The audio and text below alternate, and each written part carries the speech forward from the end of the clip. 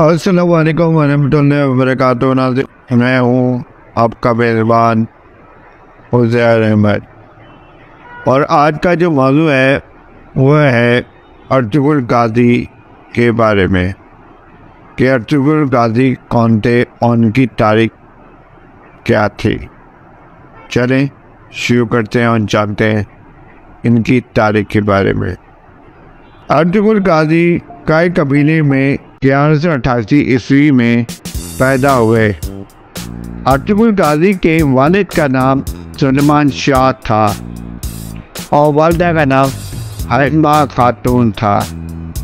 Ertugrul Ghazi के वालिद सुलेमान शाह काय कबीले के अजीम सरदार थे। सुलेमान शाह के 4 बेटे थे। अर्तुगरुल गाज़ी को अपने वक्त का एक बुनियादी बादशाह समझा जाता है और उन्होंने सल्तनत उस्मानिया की बुनियाद रखी। सल्तनत उस्मानिया के क़याम के बाद इनकी शादी सल्जूक़ ख़ानदान की शहज़ादी हलीमा सुल्तान से हुई। यही वजह थी कि इस शहर पर भी अर्तुगरुल गाज़ी ने अच्छा असर व रसूख कायम कर रखा था। अर्तुगरुल गाज़ी की तारीख और जद्दोजहद। अर्तुगरुल गाज़ी की पूरी ज़िंदगी जद्दोजहद से भरी हुई है। इनकी मेहनत की वजह से इनके छोटे बेटे उस्मान ने इनकी वफ़ात के बाद सल्तनत उस्मानिया की बुनियाद रखी। इस सल्तनत को बाद में पूरी दुनिया में सबसे मजबूत और बुनियादी सल्तनतों में से एक के तौर पर मंतखब किया गया।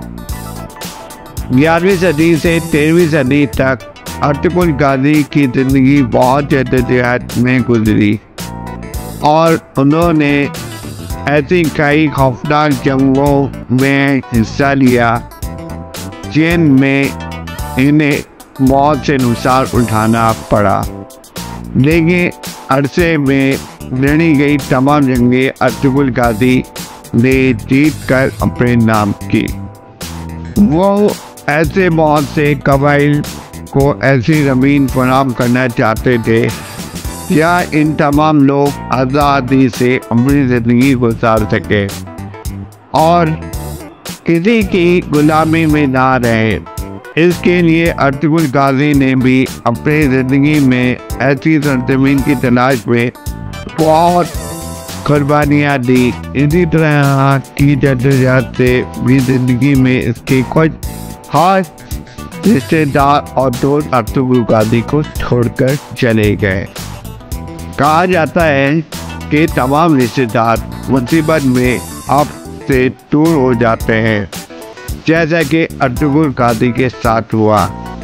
जिस वक्त इनके करीबी लोग इन्हें छोड़कर जा रहे थे, इसी वक्त बहुत से गैर लोगों ने इनका साथ दिया और इस जंग को जीतने के लिए कई तरह से अपना हिस्सा डाला। इन लोगों के ख़ुसूसी ताउन की वजह से सल्तनत उस्मानिया दुनिया की सबसे मजबूत और बुनियादी सल्तनत के तौर पर कायम हुई थी।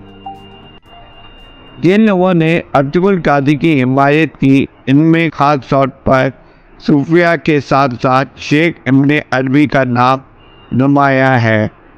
शेख इब्न अरबी को पूरी दुनिया में अर्तुगरुल गाज़ी के ख़ुसूसी रूहानी मददगार के तौर पर जाना जाता है।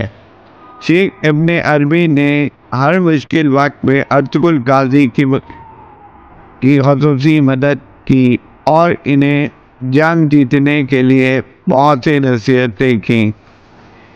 इस सब के बाद 1299 ईस्वी में सल्तनत उस्मानिया का क़याम अमल में आया।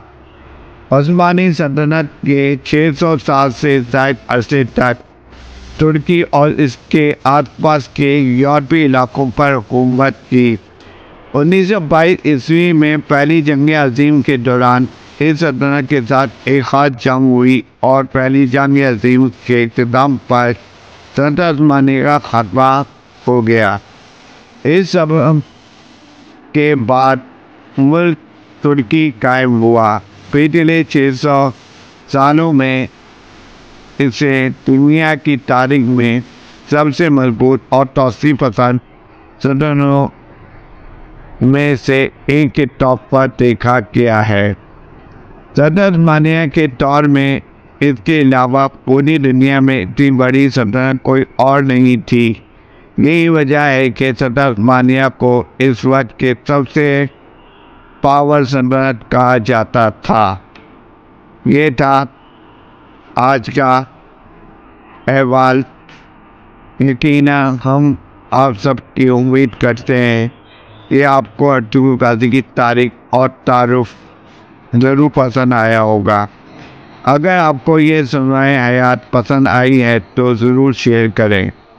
अगर आप इस मज़मून के हवाले से कोई सवाल है तो आप हमें ज़रूर बताएं। शुक्रिया।